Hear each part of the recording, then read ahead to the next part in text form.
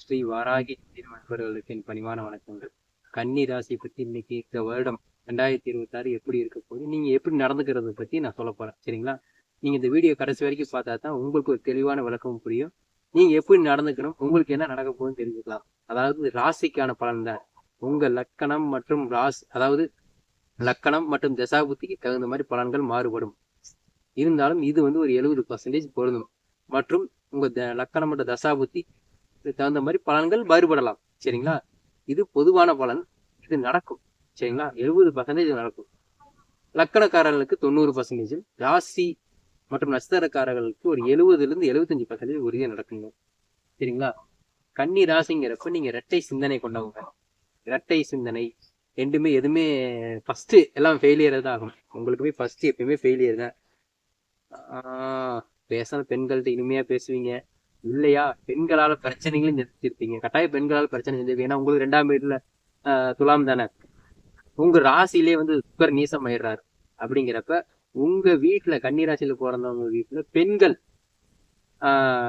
ஏதாவது ஒரு பெண்களுக்கு துக்கமான நிகழ்வுகள், பெண்களுக்கு ஒரு வாழ்க்கையில பிரச்சனை, இது மாதிரி கன்னிராசிக்காரர்களுக்கு நடக்குங்க. கட்டாயம் நடக்கும். அவங்க அத்தை சம்மந்தது, அத்தை இல்லைன்னா அக்கா, தங்கச்சி, அவங்க வாழ்க்கை கொஞ்சம் சிறப்பு இல்லாம இருக்கிற காரணம் என்ன? உங்க இதுல சுக்கர நீசமா இருக்கா? அத நீங்க திருமணம் பண்ணி இருந்தா உங்க மாமியார் அவங்க, அதாவது அத்தை தானே வருமே. அப்படிங்கிறப்ப அவங்களுமே ஒரு வாழ்க்கையில கொஞ்சம் ஏற்றத்தாழ்வுகள், பல விஷயங்கள், ஒரு திடீர்னு இறந்துடுறது, அது இறப்புல மர்மங்கள், இது மாதிரி இருக்கும். கன்னிராசிக்காரன் கட்டாயம் இருக்குங்க. நீங்க தேடி பாருங்க. கட்டாயம் ராசி மற்றும் லக்னக்காரர்களுக்கு இருக்கு. சரிங்களா? இப்போ உங்களுக்கு பொதுவான பலன் எப்படிங்கிறப்ப உங்களுக்கு மெயினா எடுக்க போறது என்னன்னா ராகு கேது தான் எடுக்க போறேன். சரிங்களா? ராகு கேது பத்தி பார்த்துவோம். அதுக்கப்புறம் சனி பகவானை பற்றி பார்த்துப்போம். உங்களுக்கு ராகு வந்து 8ஆம் இடத்துல இருக்கார்.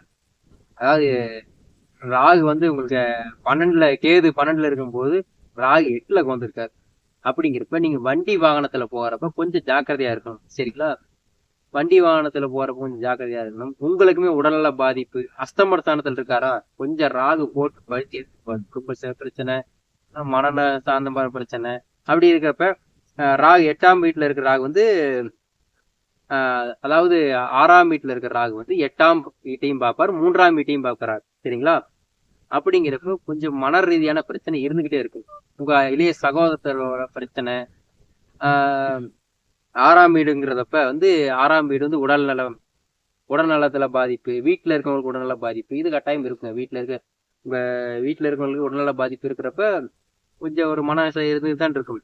தைரியம் இல்லாம இருக்கும். 3ஆம் வீடு வர்றப்ப நான் அப்படி இருந்தேன் சார், எவ்வளவு ஸ்ட்ராங்கா இருந்தாலும் எவ்வளவு பிரச்சனையா இருந்தாலும் நான் சமாளிச்சிருவேன். ஆனா இப்ப என்னால சமாளிக்க முடியல. காரணம் ராகுதான். ஏன்னா 3ஆம் வீட்டை பாக்குறதுனால தைரியம், வீரியம், வேகமா இருவேன். ஒரு ஸ்ட்ராங்கா பேசுவேன்னா ஸ்ட்ராங்கான நிலையில இருக்க முடியாதுங்க. இந்த ராகு கேது பயிற்சி வரைக்குமே நீங்க கொஞ்சம் பொறுமையா இருக்கிறது நல்லது. சரிங்களா? அந்த பொறுமையை கடைபிடிங்க, கட்டாய வெற்றி கிடைக்கும். கொஞ்சம் அமைதியா இருக்கணும். சரிங்களா? ராகுக்கு 12ஆம், அதாவது கேது வந்து உங்களுக்கு வந்து 12ஆம் இடத்துல இருக்காரா, சரியான தூக்கம் இருக்காது. படுத்தா தூக்கம் வராது, தூக்கத்துல பிரச்சனை, தூங்குறதுல பிரச்சனை, இந்த மாதிரி சுச்சுவேஷன் நீங்க தந்துருப்பீங்க. அதனால அந்த டைமுக்கு தூங்குறது பாருங்க. சரிங்களா? அந்த கேது வந்து 12ஆம் வீட்டுல இருக்கிறதுனால அவர் 10ஆம் வீட்டையும் பார்ப்பாரு, 2ஆம் வீட்டையும் பார்ப்பாரு. அப்படிங்கிற 2ஆம் வீடு வந்து வாக்கு, குடும்பஸ்தானம். யாருக்கும் வாக்கை கொடுக்க கூடாது. நான் இந்த டைமுக்கு வர்றேன்னு சொல்ல வேண்டாம், வர்றேன் அப்படி மட்டும் சொல்லுங்க. வர்றேன்னு சொல்லுங்க, முயற்சி பண்றேன்னு சொல்லுங்க. ஏன்னா 2ஆம் வீட்டை பார்க்கறனால குடும்பத்தையே கொஞ்சம் ஒற்றுமை இல்லாம இருக்கும், சண்டை சச்சரவுகள் இருக்கும். இது இந்த வருடத்துக்கு இந்த ராகுகேது பயிற்சி வரைக்கும் அப்படித்தான் இருக்கு. ராகுகேதுக்கு அப்புறம் பலன்கள் மாறுபடும். சரிங்களா? 2ஆங்கிறது வந்து தனம், வாக்கு, நம்ம வாய்தான். உங்களுக்கு 2ஆம் இடம் பாக்குறதுனால நீங்க வாயை வச்சு கம்முன்னு இருந்தாலே போதும். நீங்க வாயை திறந்தாலே பிரச்சனை வரும். சொல்லுவாங்க பாத்தீங்களா? நீங்க வாயை திறந்தாலே பிரச்சனை வருது. நீங்க உங்க வீட்லயா இருக்கட்டும், நீங்க எதுவுமே பேச வேணாம், அமைதியா இருந்தாலே போதும். உங்க கருத்துக்களை மட்டும் மெதுவா சொல்லுங்க. சரிங்களா? ஏன்னா ஏத்துக்கக்கூடிய நிலைகள் இல்லை உங்க கருத்துக்களை. ஏன்னா 2ஆம் இடத்துல கேது பாக்குறதுனால உங்க வாயை நீங்க சரியான எண்ணத்தை சொல்லுவீங்க, ஆனா சொல்றப்ப மாறி. சரிங்களா? இது கன்னிராசிகள் சொல்லுது.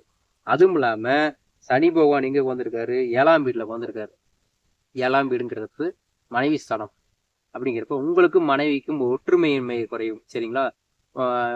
அங்க இருக்கிற சனி பகவான் 7ஆம் பார்வையாக உங்களையே பார்க்கிறார், லக்கணத்தையே பார்க்கிறார். அப்படிங்கிறப்ப சனி பார்வை இருக்குது. 7ஆம் இடத்துல இருக்கிற சனி கொஞ்சம் குடும்பத்தை பிரிக்கக்கூடிய நிலையும் இருக்கும். கர்மா அதிகமான பேர் அப்படிங்கிறப்ப மனைவியோட கர்மாவை நீங்க சேர்ந்து அனுபவிக்கக்கூடிய நிலைமை. சரிங்களா? மனைவி செய்ய திருமணம் ஆனவர்களுக்கு திருமணம் நான் கல்யாணமே பண்ணல அப்படின்னா கட்டாயம் கல்யாணம் நடக்கும். ஏன்னா 7ஆம் இடத்துல கர்மக்காரர்களுக்கு வந்து திருமணம் நடத்தி வைப்பார் சனி பகவான். திருமணம் ஆகாதவங்களுக்கு திருமணம் நடக்கும் கட்டாயமா. சரிங்களா? திருமணம் ஆனவங்களுக்கு, குழந்தைக்கு பிறந்தவங்களுக்கு இந்த பலன்கள் போடும். சரிங்களா? 7ஆம் இடத்துல இருக்க சனி பகவான் என்ன பண்ணுவார்? 7ஆம் இடத்துல களத்திரஸ்தானம். உங்கள் மனைவிக்கும் உங்களுக்கு இருக்கிற இந்த உறவில பிரச்சனை கொடுப்பார். உறவுல பிரச்சனை கொடுப்பாரு. உங்க 2 பேருக்குள்ள ஒரு அந்யோன்யம் குறையும். அதுக்கு நீங்க என்ன பண்ணணும்னா 2 பேரும் ஒற்றுமையா ஆஞ்சநேயர் கோயில் போகலாம், விநாயகர் கோயில் போகலாம். சரிங்களா? சனீஸ்வரனுக்கு ஒரு எழுதி போய் ஏத்தலாம். தனியா போய் ஏத்துங்க. ஒன்னா போய் ஏத்துங்க பிரிச்சு விட்டுருவாரு. தனியா போய் ஏத்துக்குங்க. போய் நவகிரகத்தை சுத்திட்டு போய் சிவபெருமானை கும்பிடுங்க. சரிங்களா? அதுக்காக திருநள்ளாறு போறேன் அப்படின்னு போயிடாதீங்க. ஏன்னா சனி பகவான் உங்களை தேடிட்டு இருக்காரு. தேடிட்டு இருக்கும்போது நீங்க அவர் காலில் போய் விழுந்தீங்க என்ன பண்ணுவார்? சிக்கனையா அப்படின்னு உங்களை ஓட விடுவார். அதாவது இவங்க இப்படிதான் அப்படின்னு தெரிஞ்சுக்கக்கூடிய இதை பண்ணுவார். ஒவ்வொரு லக்கணக்காரர்களுக்கு ஒரு இதுக்கு. ஏன்னா உங்களுக்கு 6 கூடியவர் 5 கூடியவரா அப்படிங்கிறப்ப கொஞ்சம் நீங்க அமைதியா இருக்கணும். சரிங்களா? அமைதியான இது பண்ணுங்க. எல்லாருக்கும் அன்னதானம் பண்ணுங்க. நீங்களும் உங்க மனைவி சேர்ந்து யாருக்கும் அன்னதானம் பண்ணுங்க. நீங்க தூங்குற இது வந்து நீங்க வந்து புது ட்ரெஸ்ஸை பயன்படுத்த விட பழைய உடைகளை பயன்படுத்த சிறப்பு. சரிங்களா? இதுதான் பரிகாரம்.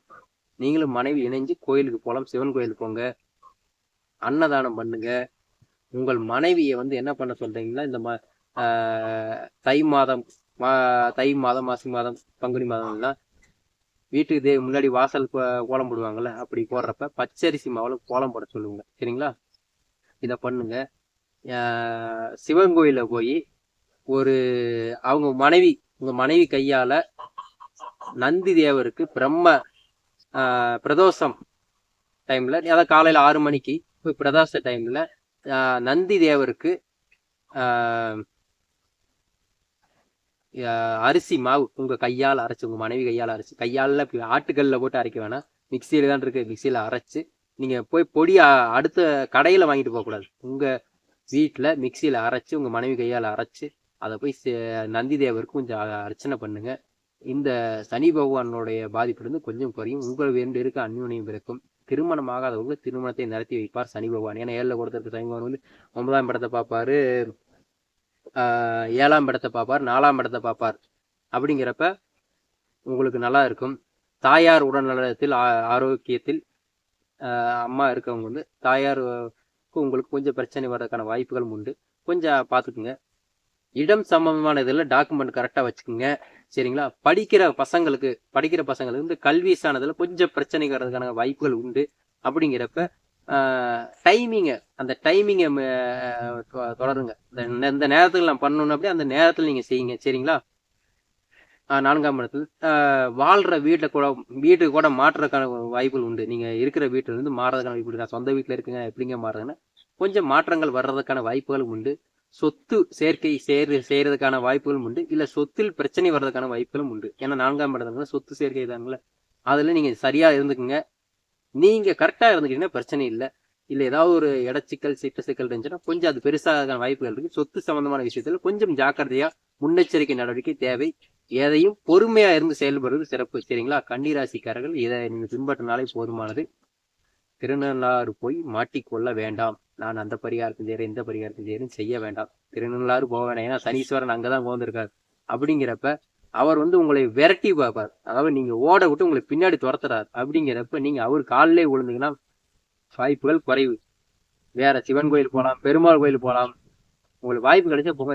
ஏதாவது கோயிலுக்கு போய் தடையாகி ஏதாவது பிரச்சனை ஆகுதுன்னா அந்த கோயிலுக்கு போறதை தவிர்த்துக்குங்க. உங்களுடைய முன்னோர்களுக்கு திதி கொடுக்கறதை மறக்க வேண்டாம். திதி கொடுங்க, நல்லதே நடக்கும். வாழ்க வளமுடன். ஓம் நமச்சிவாய. நம்ம சேனலை ஃபாலோ பண்ணிங்க. உங்கள் லக்கணம் ஏதோ இந்த ராசி சொல்லியிருப்போம் பார்த்தீங்க, அந்த லக்கணத்துக்கான பலன் வரும். அது நம்ம சேனல்லே இருக்குது. அதை ஃபுல்லாக பார்த்து தெரிஞ்சுங்க. நம்ம சேனலை ஃபாலோ பண்ணிங்க. உங்கள் நண்பர்களுக்கும் ஷேர் பண்ணிக்கோங்க. தொடர்ந்து நீங்கள் பின்பற்றுங்க. நான் சொல்கிற வழிமுறையில் பின்பற்றுங்க. வாழ்க்கையில் வெற்றி பெறதுக்கான வாய்ப்புகள் உங்களுக்கும் இந்த பிரபஞ்சம் கொடுக்கும் நான் நம்புகிறேன். என்னோட வீடியோவிலேருந்து உங்களுக்கு ஏதாவது ஒரு நல்ல கருத்துக்களும் கிடைக்கும் நான் நம்புகிறேன். வாழ்க வளமுடன். ஓம் நமச்சிவாய.